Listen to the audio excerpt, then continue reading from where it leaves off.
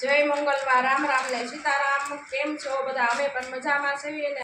એને આપણે આયુષ બાળ મંદિરેથી લઈ આવ્યો છે અને આપણે બધું કામ ઘરનું થઈ ગયું છે. એને 11 વાગ્યા જેવો સમય થઈ ગયો છે. હવે આપણે રસોઈ બપોરની લેવાની છે અને આપણે રસોઈ લઈ લઈશું. અને ઋતિ પરની શાળા જઈને આવી ગઈ છે અને ઋતિને જો આવું પરીક્ષાનું મળ્યું છે. બધી વસ્તુ જો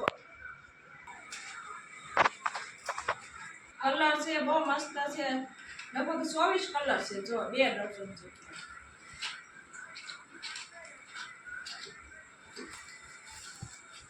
એને આ પરીક્ષામાં પરિકર ને એવું છે.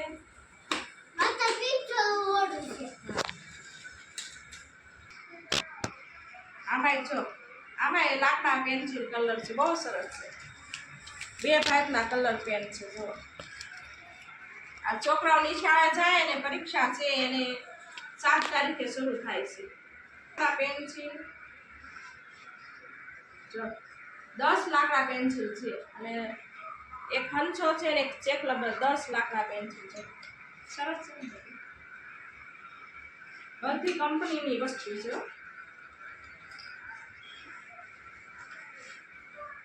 એના ફૂટપટ્ટી છે અને 2 ચેક રબર, 3 ચેક રબર, એક હંચો. ઘણું સરકાર આપે છે છોકરાઓને કે નિશાળે જાય એ બધું શીખે. એટલા કોથમરી છે બધી સુધારી લે, પેલામાં ભરી લેવી એટલે સરસ મજાની રે કોથમરી. જ્યારે શાકમાં નાખ્યું હોય તો આપણે નાખીએ સુધારીને ભેગી કરી લઈશું. અને આજે તો આપણે બધું કામ થઈ ગયું છે અને હવે બપોરનું ટાણું થઈ ગયું એટલે આપણે હવે રસોઈ કરવાની છે. દાળ ભાત. હવે આપણે દાળ ભાત બનાવવાના છે એટલે આપણે તુરની દાળમાં બાફા મૂકી દીધી છે અને આપણે ચોખાનું આંતર મૂકી દીધું અને આમાં આપણે ચોખા પલાળવાના મૂકી દીધા છે. અને હવે આપણે તુરની દાળ ને ચોખા છડે ત્યાં સુધી આપણે ટમેટા અને કોથમરીને એવું સુધારી લેવી છીએ. હવે આપણે ટમેટા ને કોથમરી તો આપણે સુધારી લીધી છે અને ટમેટા અને મરચાં આપણે કટરમાં કાઢવાના છે. આપણે 4-5 મરચાં તો બહુ તીખા થઈ ગયા. આપણે આમાં નાખીને કટર કરી લઈશું અને આપણે ટમેટા કાપી લેવાના છે. અને આયુષભાઈ રમે છે.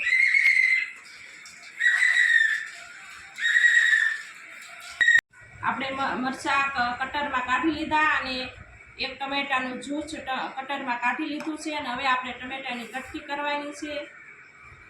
હવે આપણે ટમેટાના કટર થઈ ગયા. હવે એટલા ટમેટા બસ. હવે આપણે કટરમાં કાઢી લઈશું પાછું.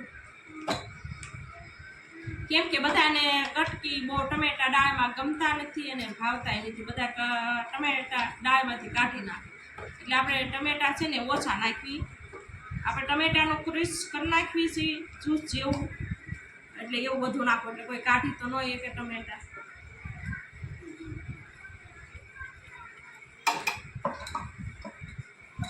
હવે આપણે આ ટમેટાનું એવું બધું તૈયાર થઈ ગયું છે એટલે આપણે હવે ચોખા નાખી દેવાના છે.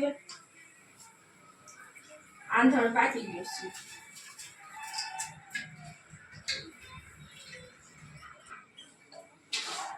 ચોખા ધોળા થાય એટલે આપણે લીંબુ નાખશું અંદર.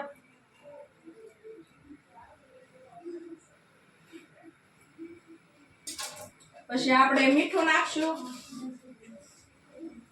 આપણે લીંબુ નાખ્યું એટલે ચોખા બહુ સરસ ધોળા ને એવા મસ્તીના થઈ જાય છે. 15 મિનિટ ચડવા દેશું એટલે થઈ જશે.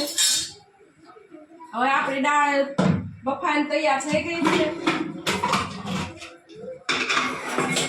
હવે આપણે એમાં ટમેટા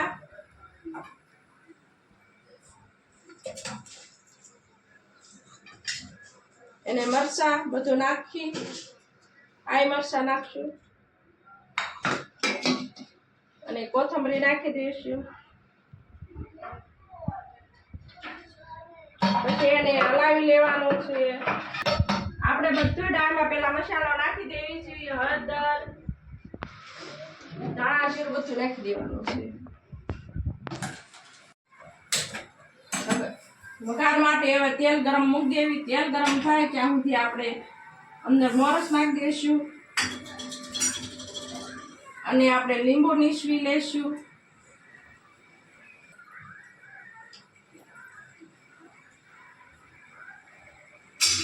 અને આપણે ઝીણી વડે આપણે હલાવી લેવાનું છે દાળ.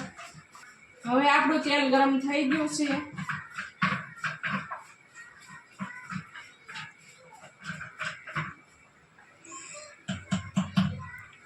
આપણે વઘાર માટે રાઈ, જીરું, હવે આપણે રાઈ નાખી દઈશું.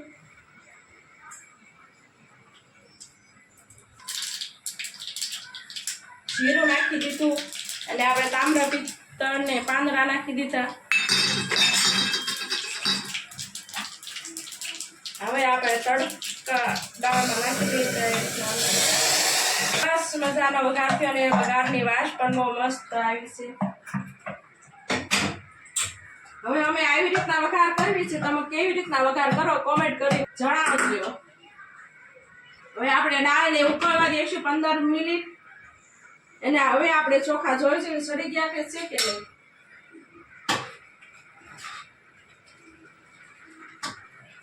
આપણા ચોખા પણ તૈયાર થઈ ગયા છે. આપણે ચોખા છે ને વધારે બફાવા નહીં દેવી.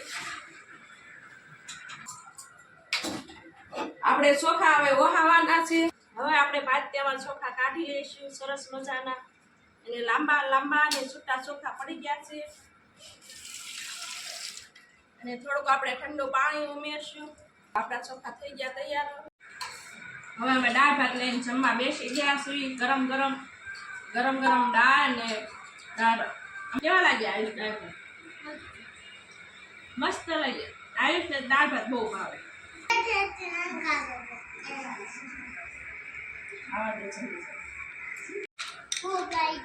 ઓકે ભૂખ લાગી. આયુષને 4 વાગી ગયા છે એટલે હવે આયુષને ભૂખ લાગી. પેલા રમી લીધું બે. હવે આયુષને ભૂખ લાગી છે. હવે આપણે એને સફરજન લઈશું. આને શું કહેવાય આયુષ? એપલ કહેવાય. અને આને આ કેટલા છે? 2 છે. એને તો આવડે છે.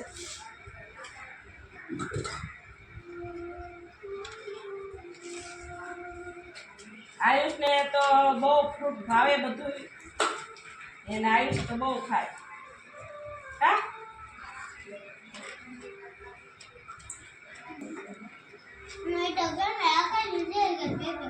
Bye bye.